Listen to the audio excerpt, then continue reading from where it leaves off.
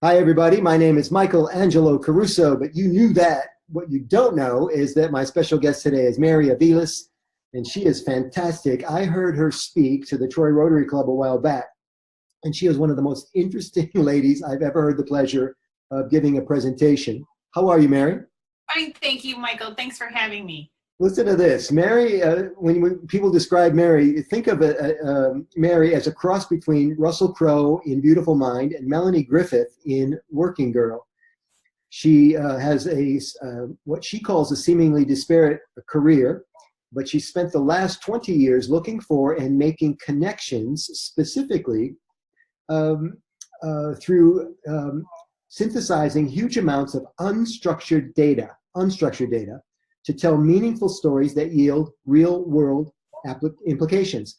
And I fell in love with her topic when she spoke to Troy Rotary because the title of the topic inferred that there's no such thing as privacy.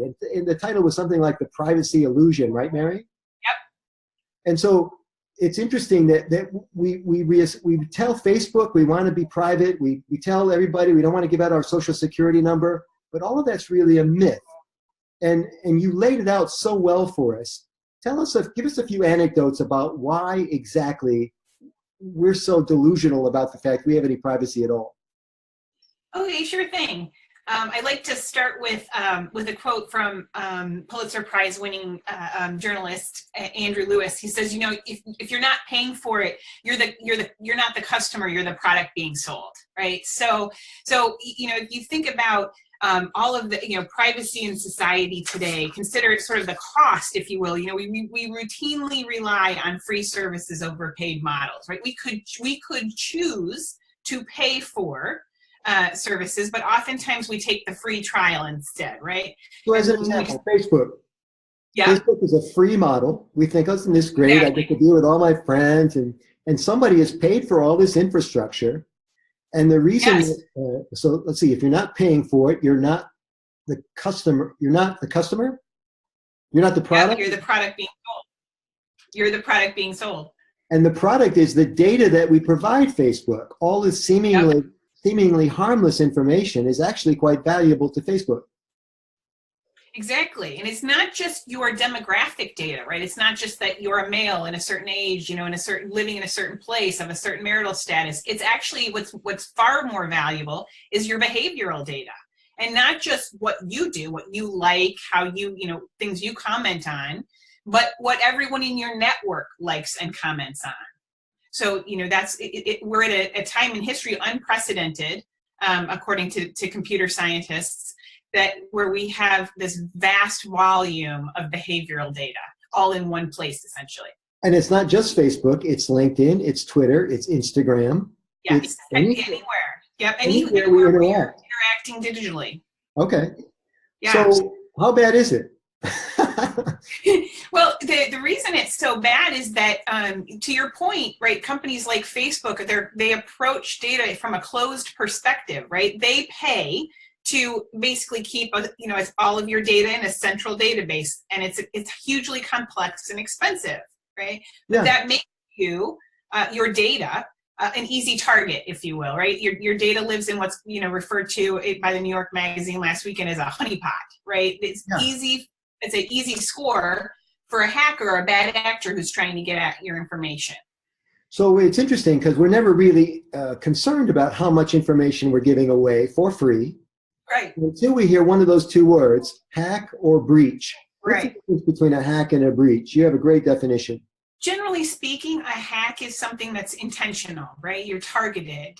Your data represents something of value on the black market, whereas a breach traditionally is more accidental, right? I was driving down the highway, and I got in a car crash, and I had a box of files, and the files blew down the freeway, and they happen to have all your personally identified medical information in it, right, or your social security number or whatever.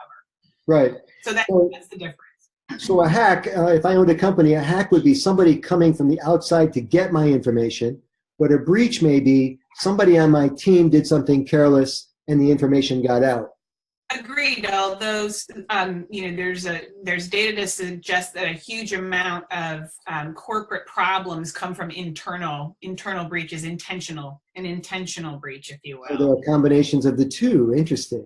Yes. You Yeah. also had interesting information about the large breaches, Equifax, the ones we hear about. Right. Give us a And little summary of that. in those cases, those were highly publicized because of the huge volumes or the huge quantities of records that were released or, that got exploited. There's a site called Information is Beautiful, which has sort of an interactive infographic where you can sort of track the history of and the details behind all the sort of the largest, data breaches in the last couple of years. And there are a lot of breaches that we don't hear about. We hadn't heard much about Amazon getting breached, but was it in the talk that you said Amazon's been breached a lot? We just don't hear about it? Well, Amazon Web Services is their AWS, is the part of Amazon that runs, I think it's like 62% of cloud-based business runs through or runs on the AWS platform. Right. And that platform, it did come down last year. I think it was last year at the beginning of the year, relatively, it was a relatively big news event when sort of many of the companies along the East Coast that run on AWS came down for a period of time. And that was a unified hacking effort where hackers actually got the Internet of Things and Internet connected devices. They worked together with those devices to bring down AWS services for a period of time. So the hacks and breaches are a fact of life. There's nothing we can do about it. And our information is being shared readily, and it's getting worse. Now with voice, we have this new person in our house named Alexa. How's that working out?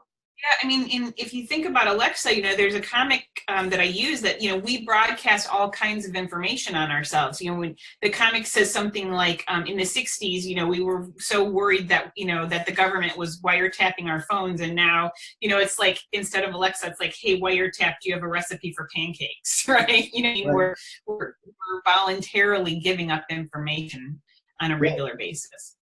And the information is becoming confidential. I just read this week, maybe late last week, that Morgan Stanley Chase, the big bank, just signed a contract with VaynerMedia, it's Gary Vaynerchuk's company, about exploring the possibilities of voice-activated banking commands like, hey, Morgan Stanley Chase, transfer $200 from my checking to my savings. Yeah. Which means it's no longer order me a pizza, Alexa. It's transfer money from my account, Alexa. Absolutely. Toothbrushes now have IP addresses. Toasters, refrigerators. Yes. Right? Yeah. Yeah. Now, when I do a lot of motivational talks, and I have this thing, I think people are basically good. But when I listen to you, I worry about whether I'm right. What do you think? Are people basically good? Can we trust people in general with information? No, I don't think we can, but I don't think it has to do with whether people are good or bad. I just think it has to do with what we're incented by. And also from a corporate perspective, especially if you're a public company, you're a slave to the street, right? So you have to perform. And so your desire to perform and keep your stock, price where it needs to be, oftentimes all other sort of things, take second chair to that desire. So I think that we can't depend on private companies that are profit driven and individuals working in private companies to be responsible for our data. We need a systematized approach that's decentralized. And that change is coming systemically. The reason that people talk a lot about Bitcoin, but the reason they do is that Bitcoin was sort of the first blockchain technology to sort of become sort of a household name. Bitcoin is a distributed general ledger, but blockchain, which is the sort of the protocol that it runs on, I don't know if protocol is the right word, but it essentially allows for a network of distributed trust. And if you could, instead of keeping all of your private, identity information in one little honeypot, if you work a centralized database or a handful of centralized databases, if instead aspects of your identity, lived in data lockers all across a distributed network, a globally distributed network, it would be much harder for a bad actor. It would take much more effort to break into all those different places to compile your identity. Yeah, we read a lot about Bitcoin, but without blockchain, there would be no Bitcoin. Is that true? Correct. Yep. And so it's sort of this platform, if you will, very simply, that different applications like Bitcoin run on. And Right. so it does suggest a possible solution for the future. But the companies that are developing and programming on blockchain right now are very, very young. Right. They're very alpha. We've talked about corporations having all this data. We've talked about whether there are good people or bad people at the corporations, and it doesn't really matter maybe because there's an old saying, absolute power corrupts absolutely, or something like this.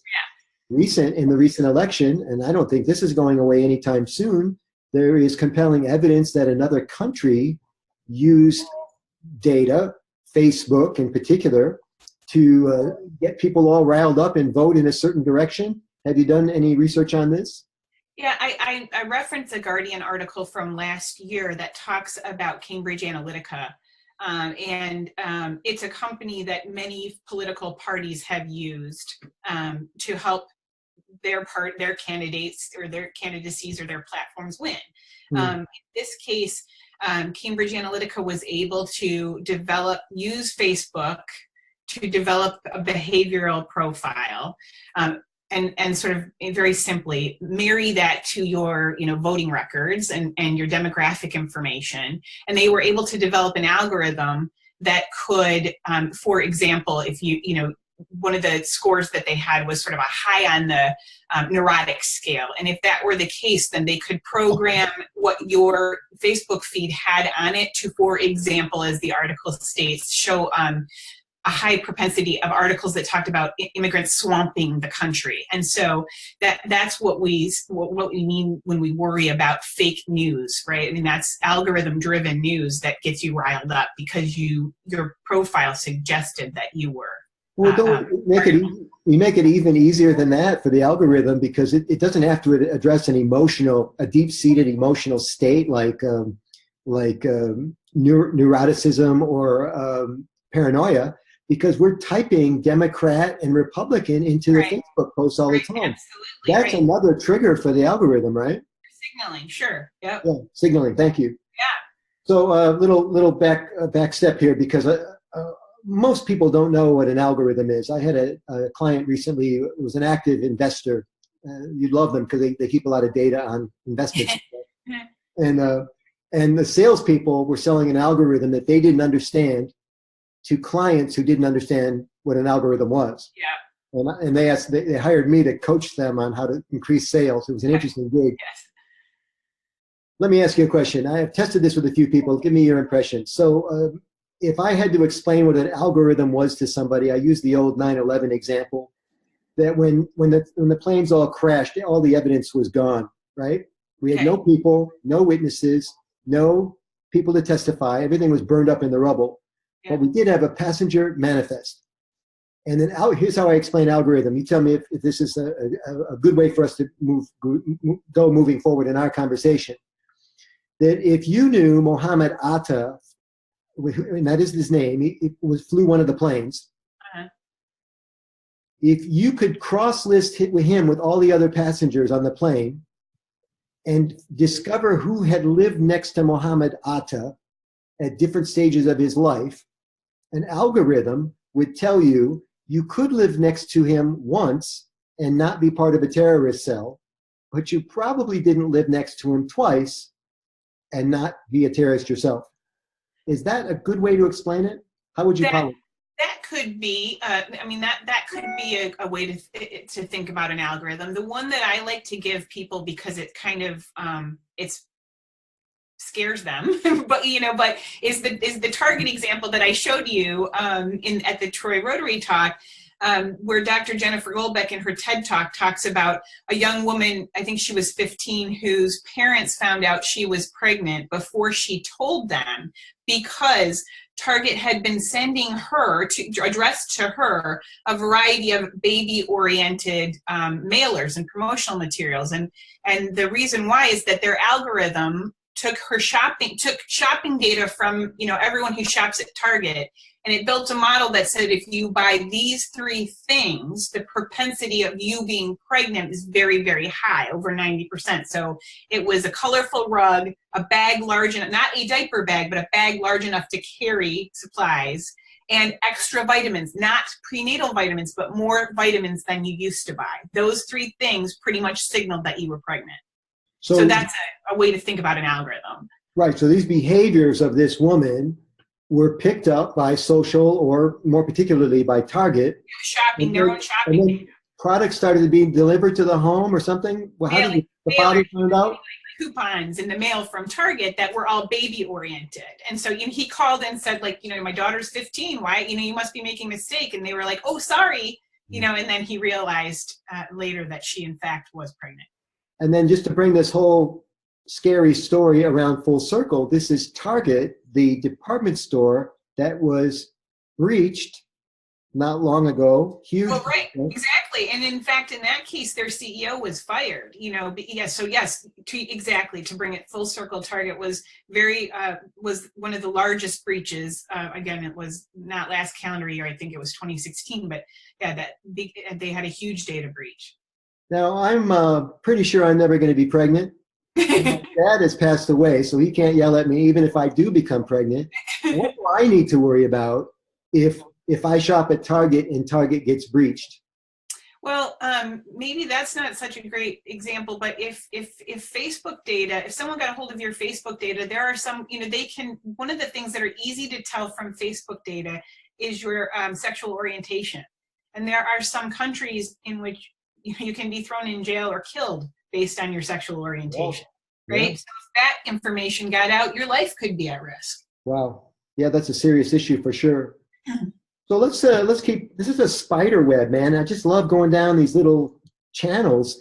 Let's talk about voice. We talked about voice a little bit with Alexa. Why is Alexa and the GPS, why are these voices always female, Mary? It turns out that data suggests that female voices are trusted more than male. So MIT did a study, and women. Well, I'm taking directions from a female in the car all the time. That's right, which is interesting. Well, and you brought up another point too. You talked about how come we don't always hear about these breaches, and I think an important point to make is that corporate reputation is on the line, right? I mean, especially for private or for public companies. So if your company is breached, there's a huge sort of crisis communications and corporate brand reputation component of that, right? Your sales go down, and your CEOs and your executives can get fired and sent to jail. I mean, security is a mindset that organizations need to embrace. You mentioned a term in the talk, dark hotel. Yes. Can you talk about that? I love introducing, I think in order to understand something, you have to know the lexicon. What is a dark hotel? Tell us again. A dark hotel is, one of the things that security professionals are pretty adamant about is that you should never use public Wi-Fi, ever, ever, ever.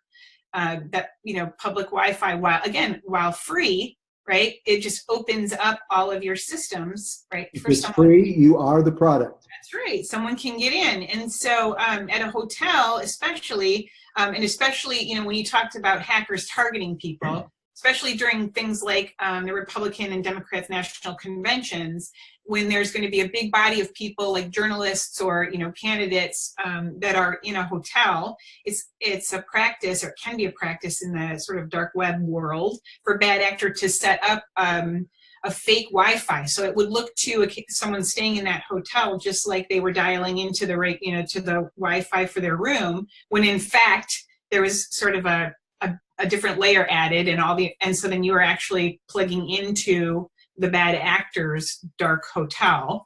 and all your information was just going right to that person or that entity. All these rich analogies, the bad actors, the hacker, the dark hotels, the unfriendly or ominous hotel. Nobody wants to stay at a dark hotel. Yeah. Shadowy place. Let's talk about this new phenomenon with home delivery. Yeah. We recently ordered some products from Costco, and we were delighted initially that they offered to send it to the home for free. There's that ugly F word again. Yeah. They were going to deliver for free. I suspected initially this was about competing with the new Amazon free service. Yeah. But if you really take apart the model, what we're saying really is that we trust. Well, first of all, there's a lot of stuff going on here. Packages are stolen off of porches all the time. Sure. It's stuff. It's a lot of dollars, right? Yep. So I think one of the reasons people want it delivered inside the home, which is the new Amazon offering, that you will actually give Amazon access to the inside of your house. Right. Because you trust the stranger at Amazon more than you trust the strangers who walk by your house and see the brown box on the porch. Right. But why is Amazon so interested in getting inside the house? And it's not to say they have any ulterior motives, but there's something else at play here, right? Well, I think that it's just an aspect of radical convenience, right? We've become so used to personalization and customization, right? And so Amazon looked at the problem, right? The problem is they're losing money because they have to resend you whatever was stolen off your porch, and you're experiencing an inconvenience to things which Amazon doesn't like, right? Or anyone who's doing mailing to your home. So in theory, by introducing Amazon Key, what they're saying is that you trust the Amazon brand so much that you're willing to let that theoretically regular driver into your home, right? But we know that Amazon outsources, right? And so, it's not like your mailman, necessarily. We're the same, or mail carrier. We're the same, person coming by all the time necessarily. It could just be, some random person depending on where you live. Yeah, and it could be your mailman, because I think Amazon contacts with you. It could be your mailman. I'd probably feel better if it were my mail carrier than some random person off the street. So this is fascinating, because now it's not just unstructured data. It's about behavioral. It's about behavioral psychology, right? It's the essence of choice. Yep. When ride sharing was introduced, I thought, there's no way I'm ever going to get in a car with a total stranger. Right. And let him drive me around, especially in a strange city. Are you nuts? But it turns out it was just another form of ride sharing. You either ride share with Uber or Lyft, or you ride share with a crazy taxi cab guy, because that's the same basic premise. Yep, exactly. And what Uber and Lyft did, and by the way, they're collecting data like crazy too, Absolutely. is they created a choice that was so much better than traditional taxi cabs that they really set the industry on its ear. Yeah. And then Uber got in trouble. Everybody's going to get in trouble on the hack and breach thing. Right. What do you have to worry about with people like that? They know where you live now. They have your credit card. What else? Sure. I mean, what you mentioned, that behavioral aspect of things, is that it's what we call the Harvard Business Review calls the privacy paradox, right? So it's like healthcare, right? So people's behaviors suggest they don't care as much about privacy as they say. Right? So they like the idea of privacy, but they don't seem to value it enough to take steps to protect themselves. So much like, you need to lose weight, because you have high blood pressure, but you just can't bring yourself to go to that gym. It's kind of the same idea. The paradox, I love that word paradox, because, and I love illusion. I love it when when we're not seeing what we think we're seeing. There's something about that that's just so fun to talk about. And that's why I wanted to have you on the podcast. This is Mary Avila, everybody, and we're talking about the privacy illusion, or what's called the privacy paradox. I think there's a healthcare paradox, Mary. I think that our healthcare system is predicated on the fact that everybody wants to take care of themselves. Right. And I don't think that's true at all. Otherwise, nobody would be smoking. Nobody would be overeating. Well, sure. Sorry, go ahead. Yeah, I was just going to say, I think that you're exactly right. When a paradox exists, it's usually because what we need to do to help ourselves is too hard, right? It just seems too hard, right? So we're, especially as it pertains to privacy, I think that the issue is, and to some extent healthcare too. We don't have all the information, right, in order to make informed consent. And whenever you hear the same word that doctors and surgeons use too, right? They want to help you make an informed choice about your health, right? But to build that body of information, right, to develop informed consent can be time consuming and complicated. I mean, we're just finished talking about algorithms and unstructured data. Those can be complicated things. Yeah. And then swinging around to the behavioral piece, which is key, Richard Thacker, who recently won the Nobel Prize in Economics, behavioral economics, this new thing now, he says, and his premise was quite simple. He said, all of our economic models are predicated on the fact that people are rational, but people aren't rational at all. They make all kinds of stupid decisions about money. And he called it for what it was. He got through the paradox, just like you are. You're calling it for what it is. Where are we going with all this, Mary? You had mentioned things like facial recognition as a way to get around passwords and that sort of thing. Is that coming our way?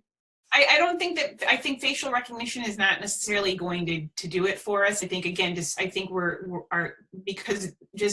what Apple learned with its new facial recognition feature, while it's a good thing, they're keying on this need, right? They've developed a need-based feature. People feel like they need privacy, but there's ways around it. They're learning that, mothers and sons who look alike, or twins, or, family members with a lot of facial similarity, they can break into each other's phones, Right. So that's probably just a short-term fix. I think that distributed identity on blockchain, is hopefully systemically where we're heading.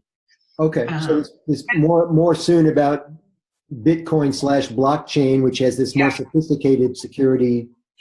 Yeah, and harder to hack, harder to breach.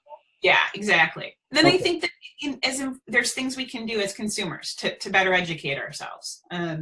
The IEEE has a great site, a great part of their website. I think it's at IEEE.org, where you can go look at what type of data you're giving away on your Internet of Things, all your connected devices. You can kind of check on your car and your refrigerator, and it kind of shows you all the type of data that's being collected and what marketers might use it for, right?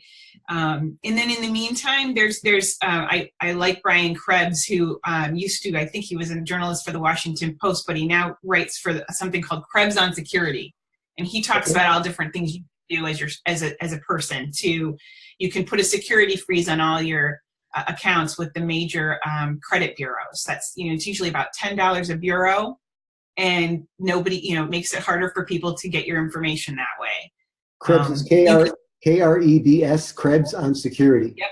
Okay. Yes. Yep. And just to backtrack, if you're listening or watching, you don't need to know what the IEEE stands for. She's right. It's IEEE.org. And all kinds of tools there on how to figure out what's really going on, get behind this paradox and illusion. Did you have another tip, Mary? Yeah, I think you should be printing your credit report on at least quarterly, because you get 3 credit reports for free, or 4 credit reports for free. So you should be able to print one from each. Wait a second. If you get them for free, that must mean we're the product. That's right. Right. But you can get, it's a government funded site. So you can get there, print down your credit report and check to make sure that people haven't, taken over your accounts. Because sometimes that can happen. Someone can put a lien on your house and you'd never even know it if you weren't checking your credit report on a regular basis. And a long time ago, I don't know if it's still true, that if you check, every time you check your credit report, there's a little ding against your credit. Do we have to worry about checking it? Nope, not this, because you're not a lender. So every time a lender checks your credit report, yes, that hurts your FICO score. But when you yourself go and reference it through this annual, I think it's free credit report, annual credit report, that it doesn't ding you. Okay, very good. You are terrific. We need more people like you. You're like a watchdog. And I love it. I just love how vigilant you are. I love how educated you are about this. If you want to reach Mary, everybody, how about the Twitter? Where do you want to send them? What's best? Probably to my website, connect4insight.com. Okay, connect4, the number 4. Yep. Insight, INSIGHT.com. Mary Aviles, you are terrific. Thank you so much for being with us today. It was a pleasure to be here, Michael. Thank you. We'll see you next time. Thank you.